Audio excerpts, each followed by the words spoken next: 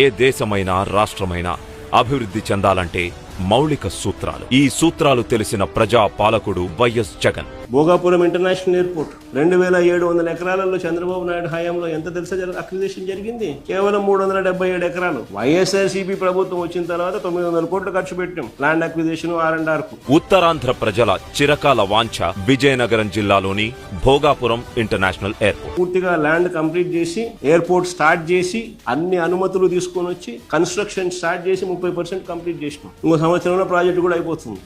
4592 కోట్లతో దీని నిర్మాణానికి శ్రీకారం చుట్టారు జగనన్న. దీనివల్ల ఏటా 60 లక్షల మంది ప్రయాణించేందుకు వీలుంటుంది. ఎన్నాళ్ళలో వచ్చిన స్వప్నం సాకారం కాబోతోంది. భోగాపురం ఇంటర్నేషనల్ ఎయిర్పోర్ట్ లో ఫస్ట్ ఫ్లైట్ ల్యాండ్ అయ్యే సమయం ఆసన్నమైంది. ఉత్తరాంధ్రకు కేంద్ర విమానయాన శాఖ ఈ శుభ సందేశాన్ని అందించింది.